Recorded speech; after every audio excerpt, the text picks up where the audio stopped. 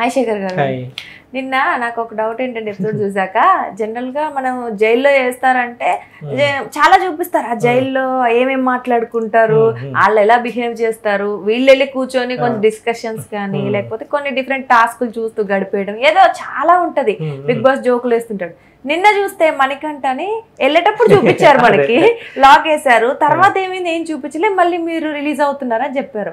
అసలు ఏమి జరిగిందో తెలియదు, జరగలేదో తెలియదు, కానీ ఏమి చూపించలేదు. అది కొంచెం చప్పగా అనిపించింది. మీకేమనిపించింది? అంటే అందులో యాక్చువల్గా జైలు అనేది ప్రతి ఒక్కరికి ఎలా అందరికి జరిగినట్టే మణికంఠకి కూడా జరిగింది, కాకపోతే అది చూపించలేదు. అదంతే. లైవ్ ఎపిసోడ్ లో అయితే మణికంఠకి సంబంధించి చాలా జరిగింది. అది మనకి నిన్న ఎపిసోడ్ లో మాత్రం స్టార్టింగ్ ఆయన జైలుకి వెళ్ళటం ఒకటి చూపించారు, మళ్ళీ జైలు నుంచి తీసుకురావటం, ఈ రెండే చూపించారు. కానీ అక్కడ జైలుకి అదే అక్కడ నిజంగా మణికంఠని హౌస్ లో వాళ్ళందరూ ఒక టార్గెట్ చేస్తున్నారు, అతన్ని ఇంకా లైట్ తీసుకుంటున్నారు, ఒక వివక్ష అనేది కనిపిస్తుంది అని అనడానికి నిన్న అది ఒక ఎగ్జాంపుల్ గానే కనిపించింది. నిన్న కూడా జైలు విషయంలో కూడా నిజంగానే మణికంఠ ప్లేస్లో ఏ పృథ్వీనో గనక జైల్లోకి వేసారని అంటే మొత్తం హౌస్లో ఉన్న విష్ణుప్రియతో పాటు వాళ్ళందరూ కూడా ఇంకా అక్కడే పడుకున్న, ఇంతకుముందు జైల్లో ఎవరినన్నా వేశారు అని అనుకుంటే అక్కడ కూర్చుని వాళ్ళ దగ్గరే మాట్లాడి అతనితోటే ఉండి వరి తింటావారా పడుకుంటావారా ఇవన్నీ కనిపించాయి మనకి. కానీ నిన్న లైవ్ ఎపిసోడ్లో మణికంఠని చూస్తే అసలు ఒక్కరంటే ఒక్కరు కూడా పట్టించుకున్న నాదుడే అక్కడ లేరు. ఇంకోటి ఏంటంటే అతనికి ఫుడ్ కూడా బిగ్ బాస్ చెప్పారు, అతనికి ఫుడ్ కూడా నువ్వే పెట్టాల్సి ఉంటుంది, చీఫ్ పట్టుకుని వచ్చి పెట్టాల్సి ఉంటుంది అని చెప్పేసి చెప్పారు. అయితే ఫుడ్ కూడా దానికి సంబంధించి అంటే ఎంత ఎలాగ అతన్ని లైట్ తీసుకున్నారు అని అనటానికి ఇతను నాతో వచ్చి ఎవరైనా మాట్లాడితే బాగుండు అన్నట్టుగానే జైల్లోనే చాలా అంటే మన ఒక డే అంతా ఉన్నట్టు నైట్ అంతా ఉన్నాడు, మళ్ళీ మధ్యాహ్నం వరకు అక్కడే ఉన్నాడు. సో అది చూస్తే నాతో వచ్చి ఎవరన్నా వచ్చి మాట్లాడితే బాగుండు అన్నట్టుగానే చూసాను. నిజంగా లైవ్ ఎపిసోడ్ లో చూస్తే చూస్తే జాలి కలిగింది. నిజంగానే ఆ సింపతి అనుకోవచ్చు, ఏదన్నా అనుకోవచ్చు, అన్ని కూడా అతనికి అలా కలిసి వస్తున్నట్టుగా అనిపించింది. కాకపోతే అదేది కూడా నిన్న లైవ్ ఎపిసోడ్ లో ఎందుకు ఇప్పుడు జైల్లో పెట్టారు, ఎందుకు తీసుకొచ్చారు అన్నట్టుగానే ఉంది.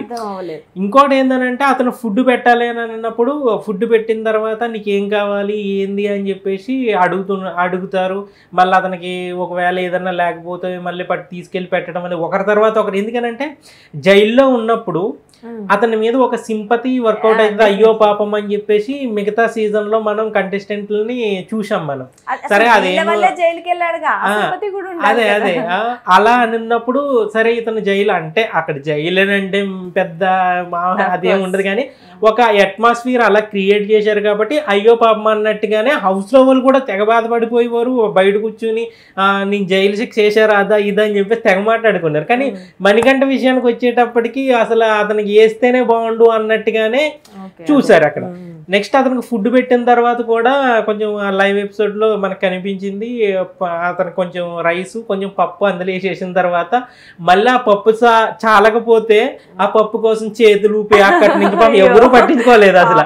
ఆ చేతులు ఊపి అదా ఇలా ఇలా ఎలాగనంటే యష్మ అయితే ఇలా చూసింది ఏందని చెప్పేసి లోపలికి వెళ్ళిపోయింది.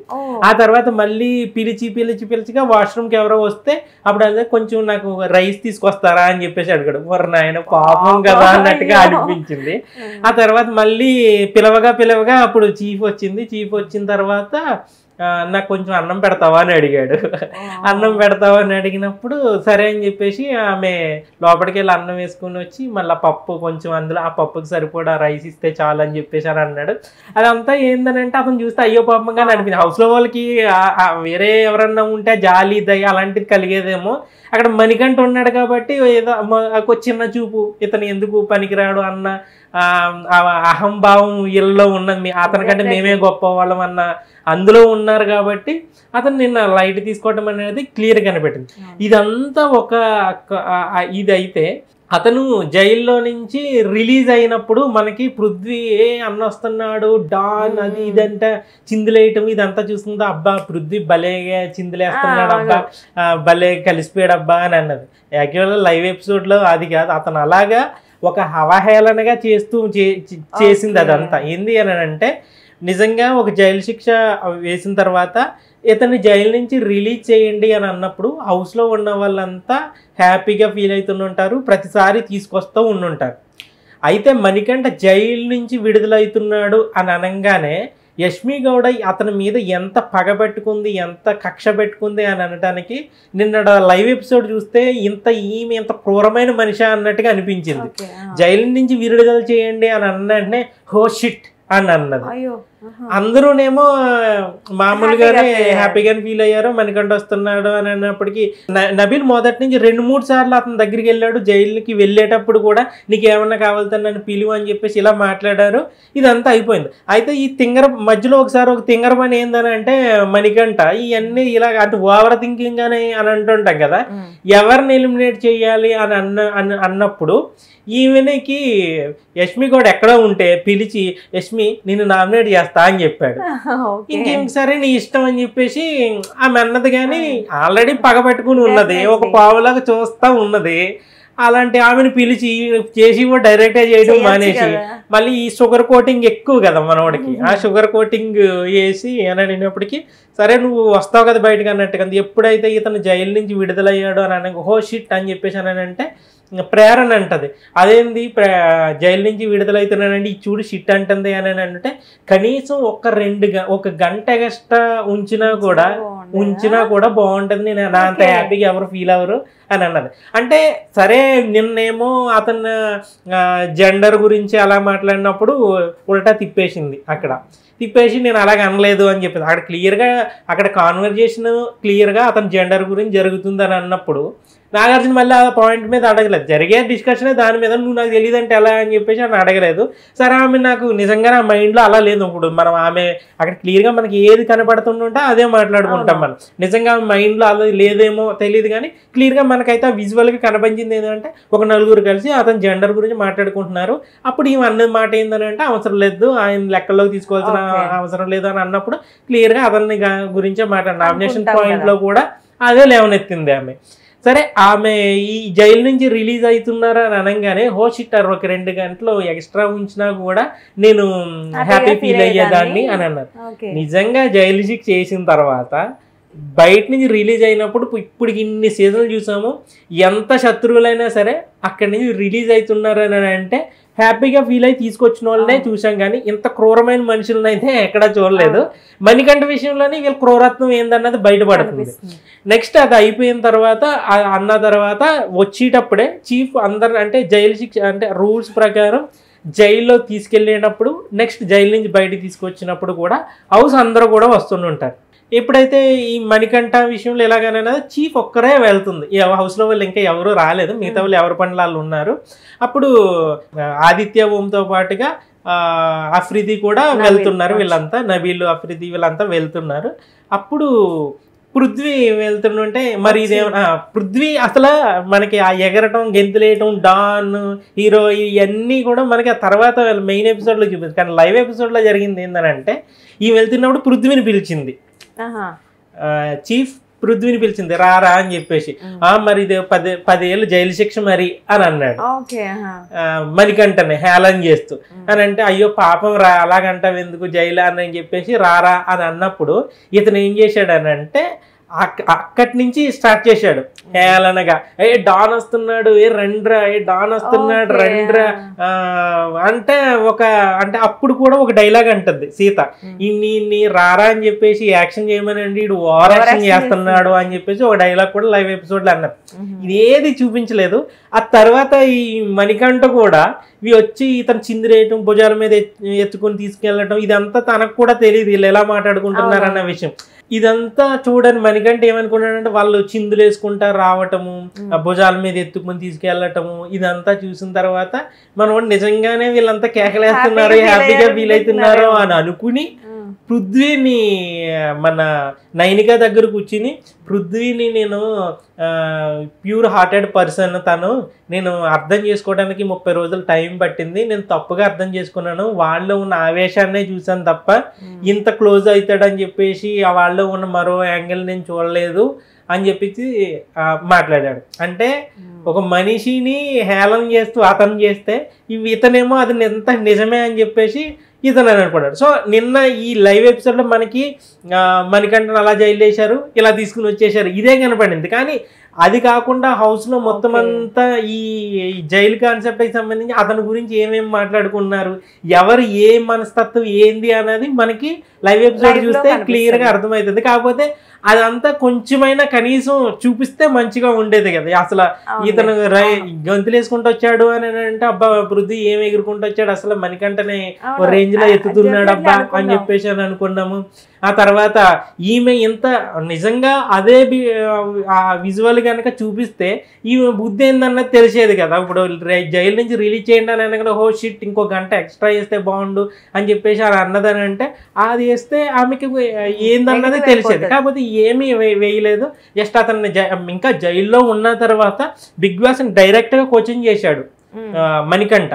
ఆడియన్స్ అందరూ కూడా ఏదైతే అని అనుకున్నారో అదే పాయింట్అవుట్ చేసి గట్టిగానే అడిగాడు. ఏందని అంటే ఇప్పుడు ఆల్రెడీ నన్ను ఆడియన్స్ సేవ్ చేశారని చెప్పేసి కదా బిగ్ బాస్, మరి మళ్ళీ హౌస్ కాల్ ఎందుకు తీసుకుంటున్నావు నువ్వు?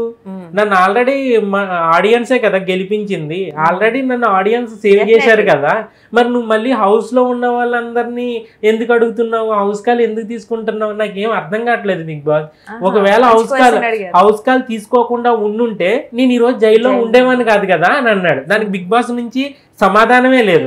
సో ఇదంతా లైవ్ ఎపిసోడ్ లో జరిగింది. ఇప్పుడు బిగ్ బాస్ కు వ్యతిరేకంగానే కరెక్ట్ పాయింట్ అడిగాడు అక్కడ, అది చూపిస్తే మంచిగా ఉంటుంది. కానీ లైవ్ ఎపిసోడ్ లో ఇవన్నీ కూడా తీసేశాను. అంటే వాళ్ళకి మొత్తం 24 గంటల్లో జరిగిందంతా ఫుటేజ్ టక చూపించాలి కాబట్టి ఏది అవసరమో అదే చూపిస్తున్నారు. కానీ ఇవన్నీ అంటే మెయిన్ ఎపిసోడ్ లో అసలు మెయిన్ ఎపిసోడ్ లో ఏం జరుగుతుంది, అసలు లైవ్ ఎపిసోడ్ లో ఏం జరుగుతుంది అని అంటే ఒక పర్సనాలిటీని ఉన్న మల్టీ షేడ్స్ కనిపించే మెయిన్ పాయింట్స్ కూడా ఇందులో మెయిన్ ఎపిసోడ్ లో లేపేస్తున్నారేమో అనిపించింది నిన్నటి ఎపిసోడ్. ఓకే సో అంటే మన నిజంగానే మీరు అన్నట్లు ఏంటి ఇంత ఈజీగా అయిపోయిందా అనుకున్నాం, కానీ ఇంత జరిగిందని మనకి లైవ్ ఎపిసోడ్ చూడకపోతే తెలిసేది కాదు.